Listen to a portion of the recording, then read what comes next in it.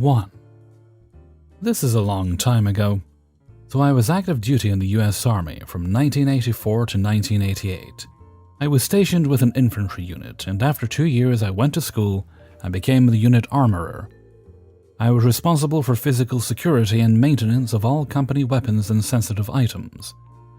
I also taught common task tests on weapon systems for the unit, and was on every live fire range we went to assist. I was an E4 at this time, enlisted but definitely outranked by anyone E5 and higher, and had to obey orders as every soldier does.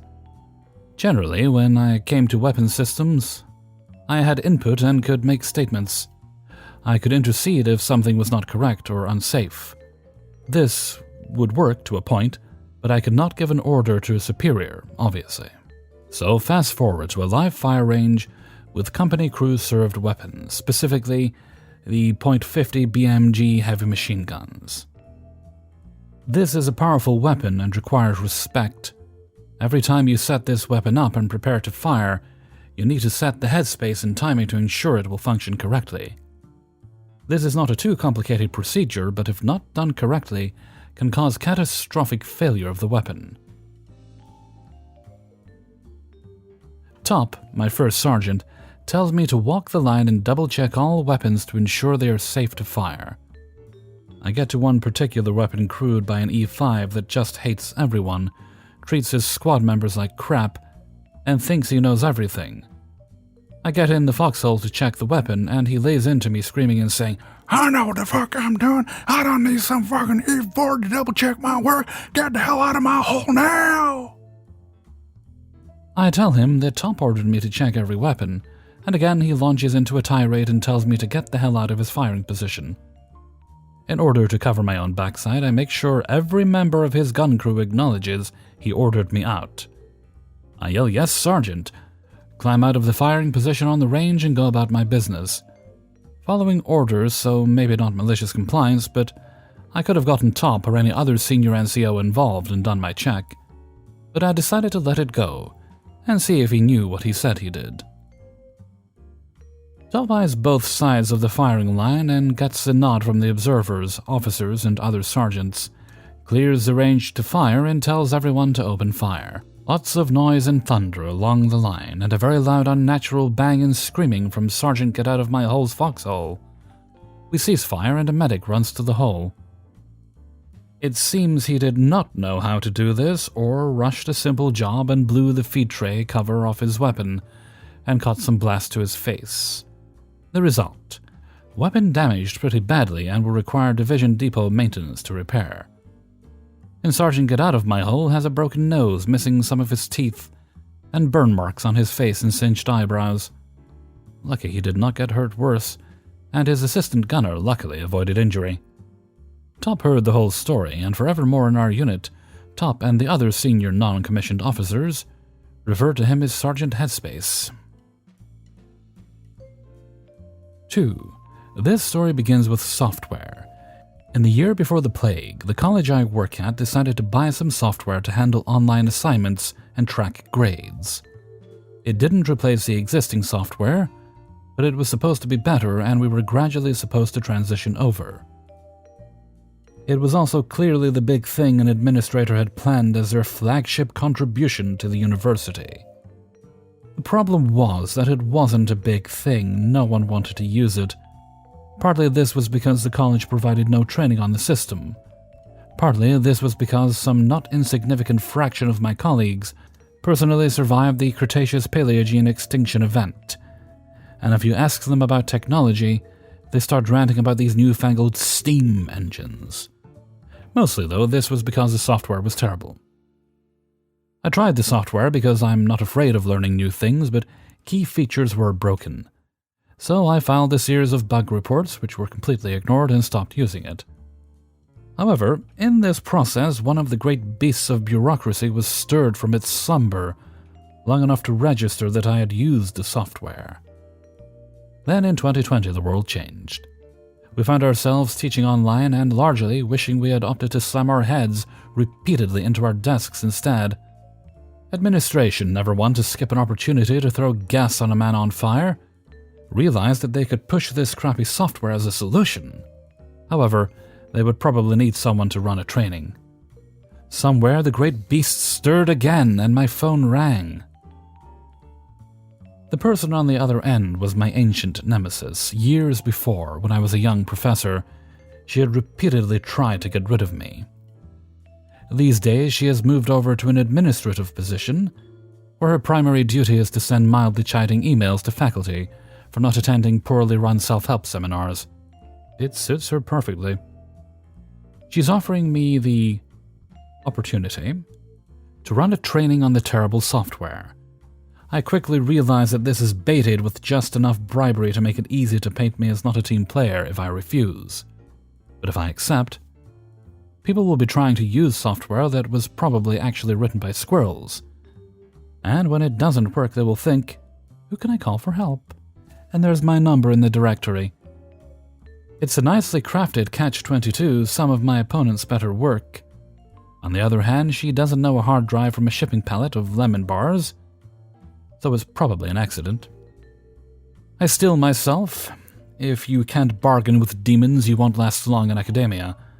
And I craft my statement with the guile and cunning that years of faculty senate meetings have burned into my soul.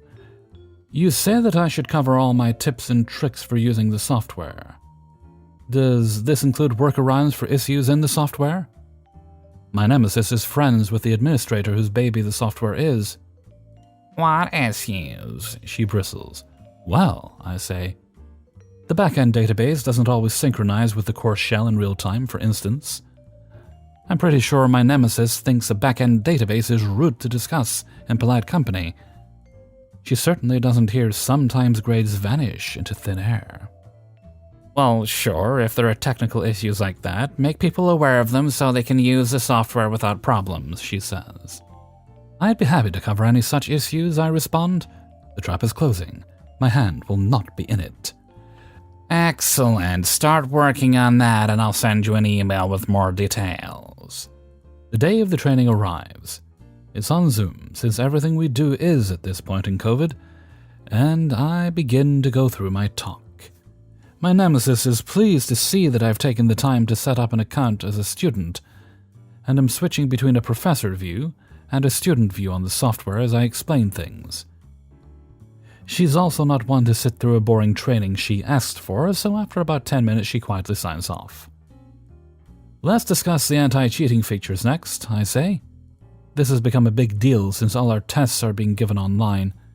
The software has billed itself as having excellent protection against cheating, and it's been a major point the people in favor of adopting it keep bringing up. I create a quiz, set it to ultra-secure mode, and then begin taking it as a student. As I do so, I point out various bits of trivial information, clicking through questions on the quiz. And then I hit a particular combination of inputs that I had discovered in my 2 weeks of extensively cataloging every flaw I could find in the software. And the lock screen closes. I'm still in the quiz, able to answer questions, but I can open a new tab into Google as well.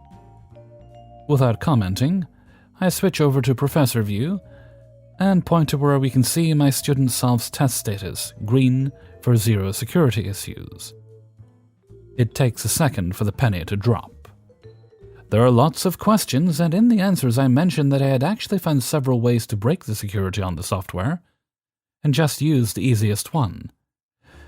But the training must go on. You were probably wondering why some of these questions are poorly punctuated too. That's because many punctuation marks break the software. Here, let me put a semicolon and a question and try to save it to show you. The question fails to save. I pull up a short list of known bugs. It's worth letting you know about these issues. Sorry, all of them. I say as I hit forward on my slides, and the list grows to such a size that each item is now in 5-point font. I spend another half hour saying things like, as you see, the student has sent me a message in the portal, and because they used a mobile browser, it's being displayed in simplified Chinese characters, so I have no idea what was said. Several semesters later, no one has asked me for help troubleshooting this software, probably because the adoption of the software on campus is lower than it was before my training. 3. This took place in the mid-90s at a small junior college. I was living in a college sleep-study dormitory that was a 2-person shared bedroom with community bathrooms and showers. Well, I did keep a mini-fridge in my room, and there was a microwave in the dorm common area. We didn't have any type of kitchen to store and prepare food, so everyone living in this dorm had to purchase a cafeteria plan, a prepaid meal plan with a fixed amount of money for the semester.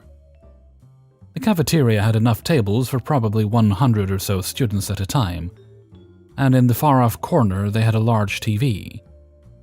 I would watch whatever was on, not really caring too much about what it was. Most of the time, you see, there was a group of football players that always seemed to hog the TV anytime they were in the cafeteria. They acted like it was their own personal TV and would get angry if anyone would try to change the channel. It wasn't really a big deal to me, so who cares, right? The problem was their favorite shows, Beverly Hills 90210 and Melrose Place. If you're not familiar, these were 2 popular shows in the 90s that were essentially primetime soap operas. The main audience was teenage girls, but those burly football players ate up this hot garbage like it was ambrosia. One day an idea popped into my head. I had a universal remote control that could be programmed for any brand of TV. If you hit a specific sequence of buttons on the remote, it would start scanning through all possible manufacturer codes until it could communicate with the TV. You would know it worked as the TV would power off. Then your remote could completely control the TV. My roommate and I sat at the far end of the cafeteria, and I set the remote to auto-program. A few seconds later, the TV turned off, and the gang of football players looked around the room bewildered. Now, since my roommate and I were at the far end of the cafeteria, it took 1 or 2 seconds for the signal from the remote to register on the TV. So I could hit a button and hide the remote before the TV responded. And boy did my roommate and I have fun with it. We would mess with the remote as soon as the football player's butt hit his chair. We would change the channel up or down by 1. We would press volume down 5 or 6 times so they couldn't hear the TV. Each time one of them would get up and go fix the TV. It didn't take long before the table of football players started getting really angry. Even they were bright enough to know someone was messing with them, but they couldn't figure out who. And since they were all the way across the room, they never suspected it was us. After turning the volume all the way down, I waited. Right before one of the players got to the TV, I held the volume up button. Right as his hand was on the TV, and it registered the signal from the remote, and the TV went full blast volume. The gentleman who ran the cafeteria had an office at the far end. His door was open, and he came storming out to give that table of football players a verbal reaming. They tried to explain that they didn't do it, but everyone saw the kid turn the volume all the way up. They weren't so possessive of the TV after that, and they never knew who did them dirty. 4. Disclaimer, some vagueness ahead, because both parties, the company and myself, displayed some awful behavior leading to some horrendous consequences for all. All in the name of revenge. So I was a new but qualified recruit in a small team that was working with a very large client and stakeholder in the company. Despite my skills, it was my first real job fresh out of grad school, so I was inexperienced with office politics, contract law, power hierarchies, etc. The clients had given us an almost impossible task to prototype a complex solution to a technical problem that they had. As the only one in the team with the relevant expertise, the burden fell quickly on me to deliver alone while the others essentially managed. The team leader and effective boss promised me at the beginning that I would get a bonus worth roughly 30% of the salary on which I was hired. Apparently this bonus was a direct financial contribution from the big clients themselves, and the wheels were in motion to get this extra cash. Great, but not really because it was not in writing. Over the next 2 years, however, no such bonus compensation transpired. I would periodically and half-heartedly ask about this bonus during in-person meetings, and I was verbally reassured it was on its way. In hindsight, I would have been more assertive and perhaps sent an email, but again, I was a newbie and unwilling to bite the hand that feeds, so to speak. After these 2 years, the company began to expand business with the client as a direct result of the work I did on the Impossible project. At some point, the clients even present all that hard work of mine at some international conferences, of course claiming it was their intellectual property and proprietary solution.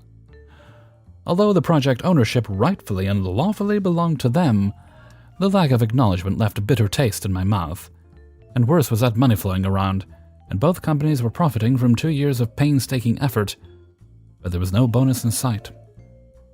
So my work contract was also nearing its end in the 3rd year. Obviously, the company wanted to retain me to continue on this project. I was the only one who knew the ins and outs of it. It would be a joint employment between the company and the client, as I would be tasked with transitioning the project from the company to the client, which would require several more years to do so. I also went through half a year of specialist training with the clients. Only I could do this job for the foreseeable future. For this, I was offered a decent increase in my salary, but that missing bonus was ruining my trust.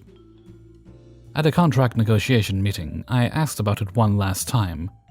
The team leader and boss said they had no recollection of such an agreement or offer, and that I should have got it in writing. Fair enough. Some lessons are learned the hard way.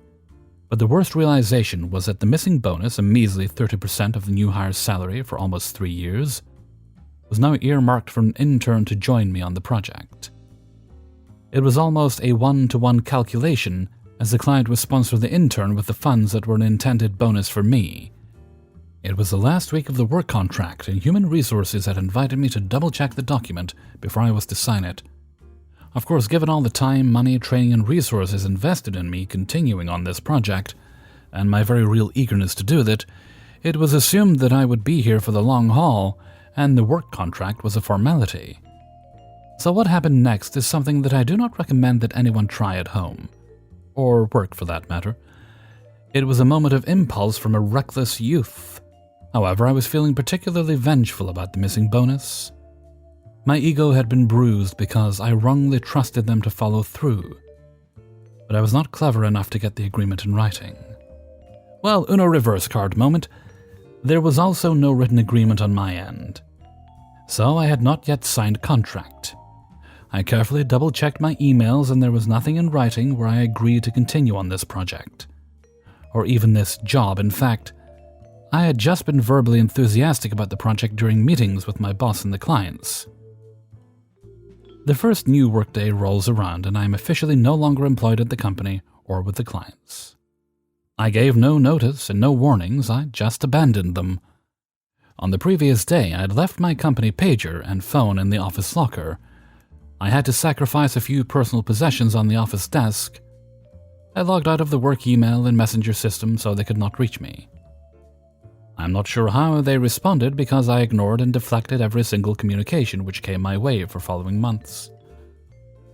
It was bliss knowing that I probably caused this company a major catastrophe for the next few years at least. Of course, I could not predict the consequences that they would face from an abrupt and unannounced exit. But I did not have time to care about them. I had to become selfish. I had to dip into my savings and relocate and start afresh, and anew in another city far away, which was very difficult without references considering the professional bridge that I had just burned, hence the not recommending part. But eventually my skills began to speak for themselves. The last I heard about the company was from an ex-colleague as we reconnected on an online professional network a few years ago. Apparently the company still exists, but it is a shell of its former self, as things went horribly south after I left. They lost a big client as I had anticipated.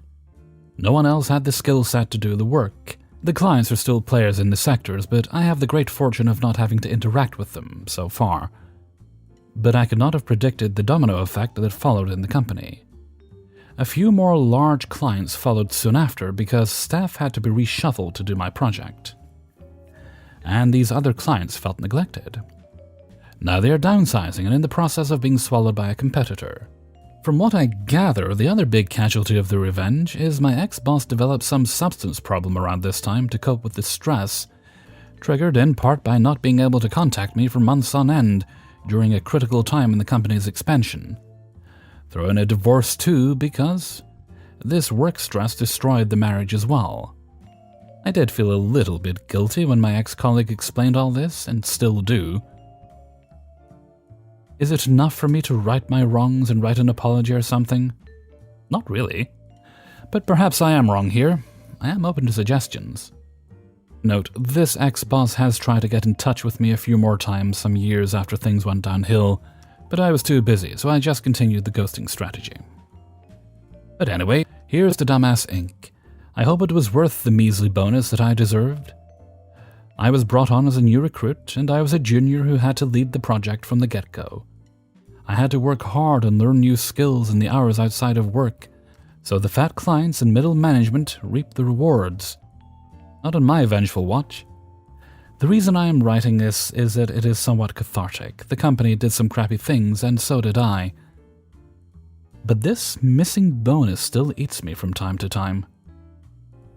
I could have bought a house, and I could have settled down in that old town.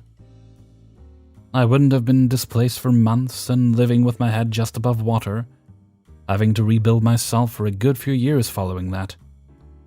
Abandoning the project and job was professional suicide at the time, but my revenge was such that whatever happened, I would try to get through life without groveling back to that company. Of course, this arrogant assholery of mine, born from this hatred of having not gotten that bonus, still has at least one unwritten chapter. At the current workplace, where I am also a stakeholder now, I am now proposing a new version of that old project I began a decade ago and never got a chance to see to completion. It would be nice to showcase a patent during an international conference, attended by those big former clients. That would be the real bonus. So yeah, mistakes all round, with at best mixed ending for all parties. Pro-revenge by pro-suicide, I guess. But at least it is finally good to get this in writing. 5. Last year I took a summer job for a kids' camp. It seemed to be quite well paid, and I wanted to try how working with kids goes. The hiring process was a little odd. As for the interview, I was called unexpectedly, and that woman, who was later my boss, spoke on the phone for about 2.5 hours plus, and asked some really weird personal questions. For example, she asked, "You aren't a COVIDiot, are you?" Remember that, it will be a factor in this story. Anyway, I needed the money, and it was the only callback I had gotten so far, so I took it. She then made us all come in 2 times before starting the job, so that she can explain it to us. Both times it went on the whole fucking day without being included in our payments because it was not mandatory. I got to be the boss of my team. Then first day came around and we faced 20 plus children with their parents. But the boxes with the name lists, the toys and everything weren't there. We basically improvised and wrote their names as they came and hoped that they are indeed signed up. Later the boxes arrived, but the contents were measly at best. She had given us 2 kinds of games, Uno and something else. Bought it like 3 times. We got little instruments for the kids to decorate, but when she came around to check on us a few days later, she screamed at us. "The fucking kids!" Shouldn't have been allowed to take the instruments home, which she never said and made no sense. The next few days went on like this. She came around and screamed at us for doing something that made sense to every one of us, and pretending she had instructed us otherwise. At the unpaid, non-mandatory orientation meeting, which I attended every time, she just talked about her personal life. No instructions. She went on and offended every single person in existence. She doesn't want to have lactose intolerant or handicapped kids in the camp because they are too much of a hassle. My Muslim colleague got scolded for wanting to go home to her toddler after a 10-hour shift, and she asked her in front of everyone if her son still sucks on her titties, because else she doesn't have a reason to go home. Parents with questions or complaints are to be educated like kids because they behave like that when they didn't get fucked by their wife the night before. She also made us work more than 12 hours without a break and shit on me when I stood up and went home at 0.12 hours worked. We have a law that requires that here. But 2 events stood out. When she went after the kids, On the first occasion, you have to remember that this woman has an unhealthy obsession with Corona. She not only changed the rules of everything anytime it fit her narrative with us, she also did that with the parents, which led to misunderstandings every single day. So she asks children aged 4 to 10 which one had an antigen test and who had a PCR test. Of course, the children didn't all know what that is, and a little 5-year-old girl raised her hand for the false one. And the witch, my boss, noticed that. She gave this poor girl the scolding of her life and told her that she is dumb as a rock for not knowing the difference. Pretty sure this girl had spit in her face. I was so in shock, I probably should have slapped her for that, but I didn't. The girl tried hard not to cry and didn't come back the days later. The second incident was even more disturbing. A 4-year-old boy hit his head at the playground when they were all outside. I was back in the office when my colleagues came running. I called the boss while my colleague called the ambulance. When I told her that and how my colleague was already on the phone with the ambulance, she scolded me. But not because the boy got hurt, no. Because we called the ambulance. In her world, it wasn't that bad and the father shouldn't find out, as he was blind and wouldn't have seen the open wound anyway. The ambulance came, told us it was completely fine, even mandatory to call him in this case as an institution, and the boy suffered no further injury. He's fine now, thankfully. But I was furious. I was completely freaking out of anger. I had only worked there for 9 days and the kids as well as us had been abused enough. Instead of going after my impulse to call her back and tell her off, I calmed myself and the next day, I didn't go to work, but to the doctor. I explained to her that my boss abuses me and I can't terminate the contract early. So, to keep me from snapping, she put me on sick leave without end date. My boss was not amused when I sent her that doctor's notice, but I ignored her calls. I then proceeded to talk with my teammates and encouraged them to get sick leave and told them exactly what they can do and say to get that. They even tried to get rid of my Muslim coworker illegally. I explained to her that the paperwork from them is not legal, and she should ignore it and also go on sick leave. So, in about a 2-week time frame, my location had to replace all 6 people, including me, the boss there. And I took all records home too, so she couldn't just pass them on. Also changed the password to my email account and did everything to piss her off. The story doesn't end here. As I found out, the word spread like wildfire, and because she was such a piece of shit to everyone at every location, 1 month after she started, she lost more than half of her staff. Some of them still had to be paid sick leave. Apparently, she called some of them and begged them to come back and offered bonuses as high as double the pay, and still got nobody to come back to help. The silver lining was that the parents also had enough, and many kids were taken out of that camp. So, end of July was there. I was on vacation, sick leave, and she calls. She proceeds to tell me, suspiciously calm, that if I don't want to come back next month, I should let her know now, please. And she offered to end my contract without further obligations, and with my payment for the whole month of July. I tell her about how I'm coming back because I really want to get better and other bullshit. And of course, I just didn't, and I proceeded to collect 1 additional full month of sick leave, without even ever speaking to her directly again.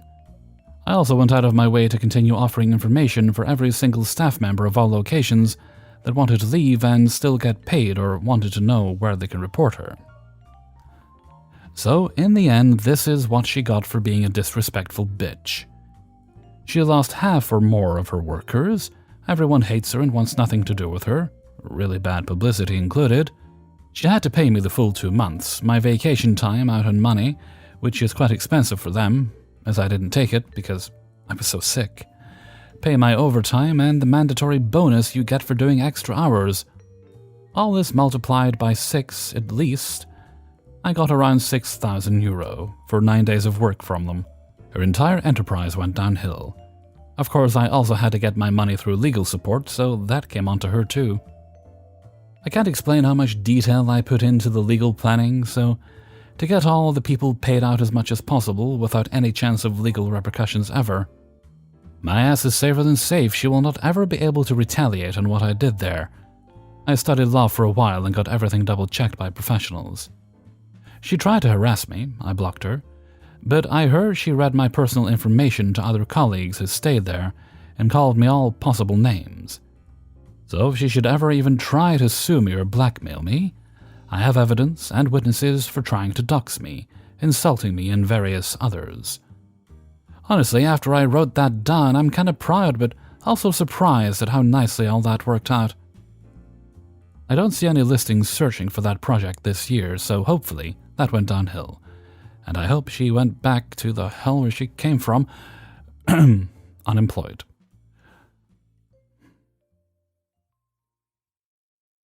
Hey everybody, Hellfreezer here, and thank you very much for listening to Revenge is Ice Cream, episode 185.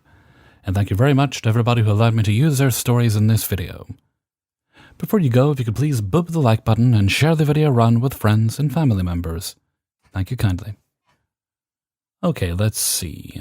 No special shout-outs as far as I'm aware. I think I checked them all. So let's move right along to Hellfreezer's question of the day. And today's question is, inspired by something mentioned in story number 2, dinosaurs.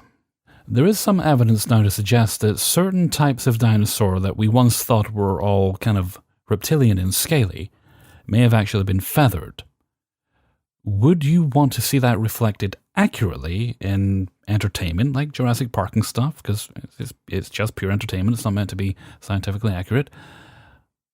Or would you prefer them to continue with the fantasy of the way they're already depicted? Let me know what you think in a comment below. And with that, I'm going to head off for now. So until next time, thank you very much for listening, and take very good care of yourselves.